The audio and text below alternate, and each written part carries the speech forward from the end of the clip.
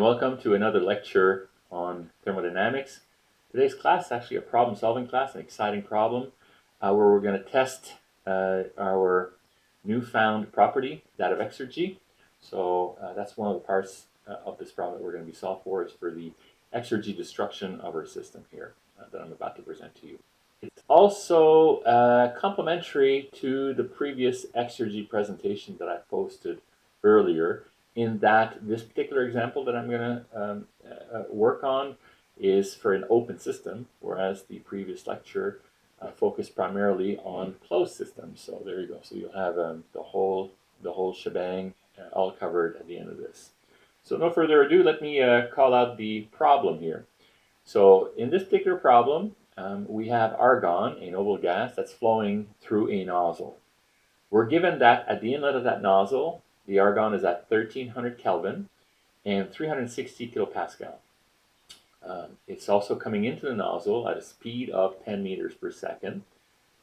And at the other end of the nozzle, the exit of the nozzle, the gas is at 900 Kelvin, 130 kilopascal. We know that there's negligible heat transfer in and out of the nozzle throughout the path of the gas through it. So we're going to call that system adiabatic. If we modeled, we're going to model also, which is standard practice for a noble gas, especially a monatomic noble gas like this one.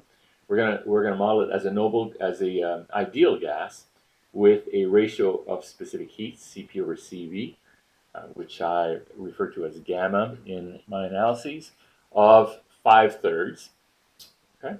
And what we're interested in this analysis is to figure out the speed of the argon at the outlet of the nozzle. That's part A of the problem. And B, as I mentioned earlier, what is the rate of exergy destruction for the argon as it flows through this control volume. So exergy destruction as it flows through the system. Let's assume that the dead state, the environment that surrounds the nozzle, is at 20 degrees Celsius and 100 kilopascal. Okay, so that's the problem statement. We're going to solve it now in just one moment.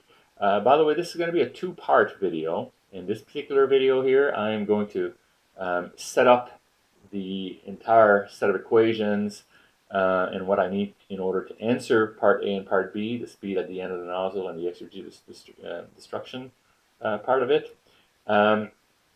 But the actual algebra and the property lookup, I'm going to let ease do that. So I'm going to use this as an opportunity to showcase what ease can do in these types of problems. And I'm going to go in a lot of details when I do that on the ease part. Okay? So stay tuned. Let's get started.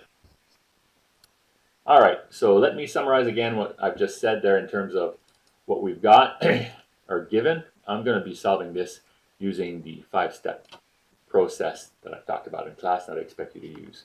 So we know that we've got argon as an ideal gas and an inlet condition of 1300 and 360 kilopascal, as well as an outlet of 900 Kelvin and 130 kilopascal. So that's, we know we've got that.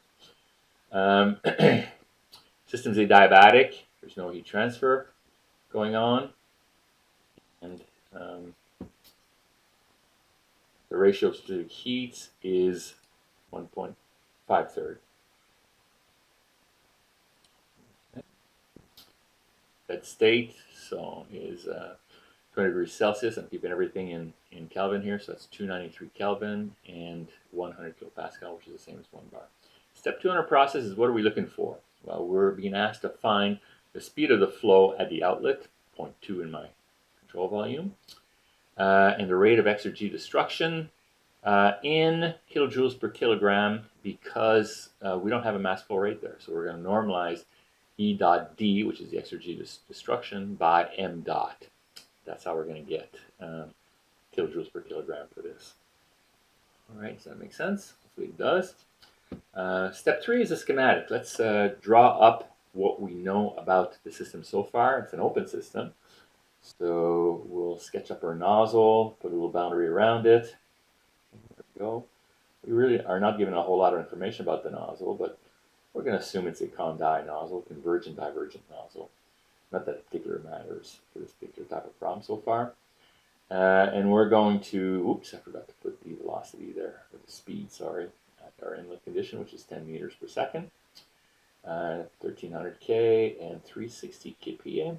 And at the outlet, we don't know what V2 is, but T2 is 900 K and P2 is 130 kilopascal.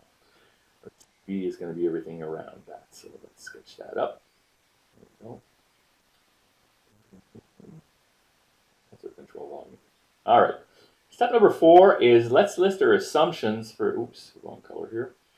Let's list our assumptions and whatever model we're going to be using in order to solve this problem. Of course, we can augment that as we work through our problem, but there's a lot of things we know to begin with. I'm telling you that you can model argon as an ideal gas, which means that its properties are going to obey P is equal to rho RT, where R, the specific gas constant, is the universal one divided by the molecular mass of the gas, 40, in this case, 40 kilograms per kmol, which works out to a gas constant of about 208 joules per kg/K. The flow is adiabatic, so no heat transfer to the outside is going to be important. We're also going to assume that the flow is uniform, 1D throughout. That means that at the inlet and outlet, the speed is the same everywhere in the cross-section, the properties are the same at the cross-section, etc.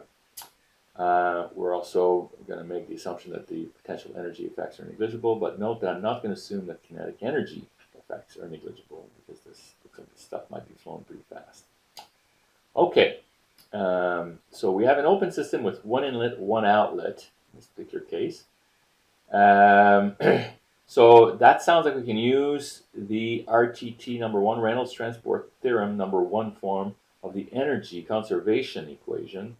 I like to start with down a problem like this, the energy conservation. I could have started with mass too, but energy is kind of good because it's got speeds as well. So either mass or energy would be a good place to start. I'm starting with energy. Here's the RTT number 1 from your handout. And I'm going to start, hacking stuff out, right? So the first term is the unsteady term, but our problem is steady, so that goes away.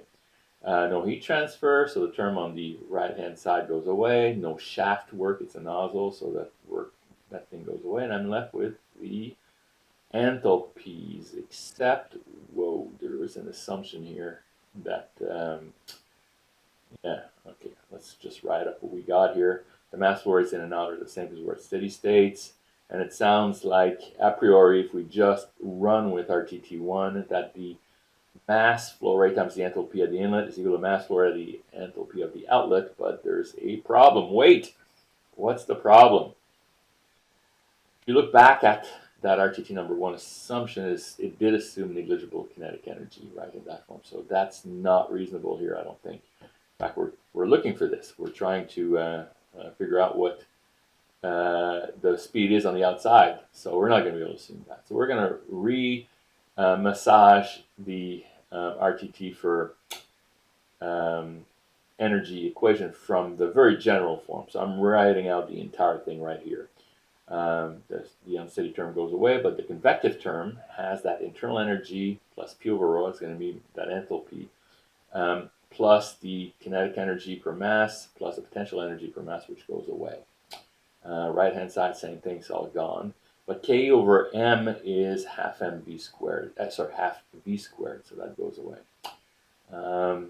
Let's look at V dot N here in some details. I've done this before, so I'm going kind of fast here, but you're getting used to it, right? The V and the N at the inlet of the nozzle are in opposite direction. That means 180 degrees. That means cos of theta is -1.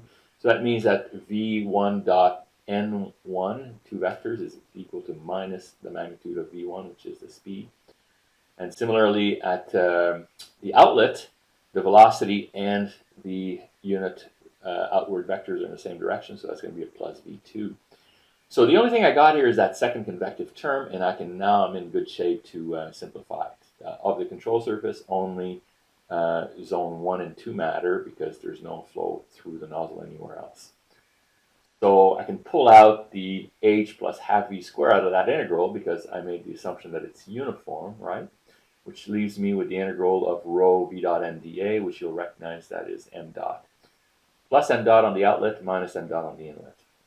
And voila, my energy equation works out to be this, and I can cancel out the m dots. So I got that equation now in terms of V2 and some properties. Now I could do a bunch of algebra right there, but I'm going to keep it as is and let ease do the algebra for me. That's part of the game plan here, because it's going to let me find H1 and H2 directly, which I want to do. For an ideal gas, H as a function of temperature is equal to Cp, a function of temperature itself, times T. Now for a monatomic gas, Cp is really going to be constant, not really a function of temperature. So really what I've got here with argon is more of a perfect gas than an ideal gas. That's the definition of a perfect gas. Follows the ideal gas law and constant Cp. So we'll test that theory. Is Cp really a constant? Again, ease allows me to look up these things very easily. Get it? It's a pun. And verify whether or not I'm right in saying that argon is a perfect gas. I'll look at Cp at the two temperatures I got and see how close they are together. So I'm just going to leave that equation the same here. H plus half V square in is equal to H plus half V square out. Let's call that equation 1 boxed over here. With H1 equals Cp times T1 and H2 equals to Cp times T2. Let's make real sure that we understand that when we do these sort of things, the temperature must be in Kelvin. We need an absolute scale. Relative scale like Celsius or Fahrenheit doesn't work. Let's call that equation 1 and 2. Sorry, 2 and 3. So I got three equations here for three unknowns. My unknowns are H1, H2, and V2. So that's specifically what I'm looking for is V2, and I'm going to get everything. At the same time, in ease, I'll use their database table to check out this H1 and H2 if I can find it a different way. Okay, so that's what I'm going to be doing. We're in good shape for part A of our problem here. We're just about done. So I've done this on the side. We'll do it again in a minute. You'll see it on a separate video. But once I punched all that in, I got that the speed at the outlet is 645.3 meters per second. That's my answer. I also found that the ratio of specific heat, Cp, is 0.5203 kilojoules per kgK. And I did verify that in fact it is a constant, at least between the temperatures of 1300 Kelvin and 900 Kelvin. To four significant figures, Cp was the same. Just for completeness here, I'm giving you what the H1 and H2 values are that E's found based on the assumption of an ideal gas, meaning that H1 is equal to Cp times T. Check out the E's video, though, for a discussion on this, because I got a different values when I used the table lookup form, and there's a little story there. Next, let's find the rate of Exergy destruction, E dot D divided by M dot. Now, for an open system, this is where it's different than what we did in the previous Exergy video here. We've got one inlet and one outlet, which are uniform. And I'm not going through a derivation here, although it's a great application of Reynolds transport theorem as well here for Exergy. You should be able to use the equation that we did on the closed system to derive this yourself. Hint, hint, I'm thinking that would make an awesome test question. So I'm going to give you the final result right here. Almost trivial once you've seen the closed system approach to it. It's, again, a very simple application of Reynolds transport theorem. I've got my, oops, that should be ddt of E, not ddt of E dot CV. There. I've got my heat contribution term to Exergy destruction, my work term contribution to Exergy destruction, the rate of Exergy destruction itself, which is E dot D, and finally the flux of Exergy in and out of the CV. So let's write that down. First term is due to heat transfer, goes to 0 because I got no heat transfer. Second one is the Exergy change due to work, goes to 0 on the shaft, and since I'm at steady state, there's no change in control volume, which, by the way, makes it clear that the Exergy of the CV must also not change with respect to time. The E dot D, that's what I want. And these other convective term right there, I need to figure those out. So we'll come up with, I think we've already established what E sub F is from our previous class. So I'll repeat that over here as well. So m.1 and m.2 are the same. Let's just call them m dot, and I'm going to move that onto the other side next. Right? So there we go. M.1 is equal to m.2 m dot. So E sub d dot divided by m dot, forgot my little d there, is equal to E, the intensive exergy of the inlet minus the outlet.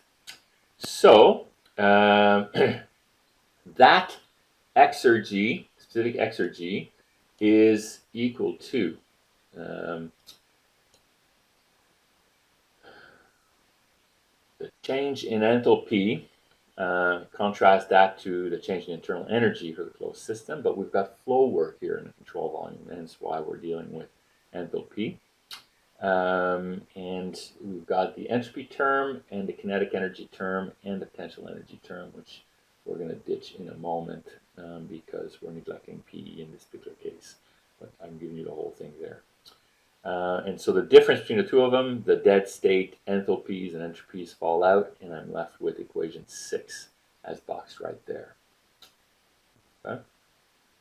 So using both 5 and 6 simultaneously, or I guess I suppose I could substitute 6 into 5 here, and I can use E's to figure out H1, H2. I've already done that. S1, S2. I know V1, V2. I know everything. So therefore, I can figure out what E dot D over M dot is. I'll do that automatically using E's. Oh, I'm pointing out here, I should point out that I could have used the simple ideal gas relationship to figure out what the change in entropy was. This is our dH minus VdP equation, which from chapter 6 in your book, remember that from Thermo I, tells me that the difference in entropy is equal to Cp times natural log of T2 over T1 minus the specific gas constant times the natural log of P2 over P1. Okay? So this is true for a perfect gas with constant CPs, which is, we've established what we got here, at least within the range of temperature we're dealing with. But I'm not going to bother. I'm just going to use E's to do this. Why not? I mean, this is the beauty of having a powerful tool like that, right?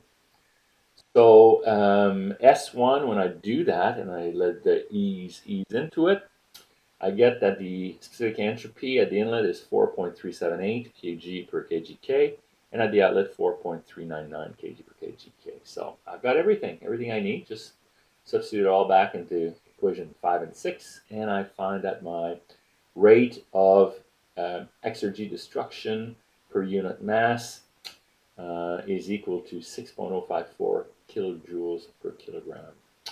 Oops, forgot my little d there. I have to. Voila, we are done. I hope you enjoyed, and stay tuned for the Ease program.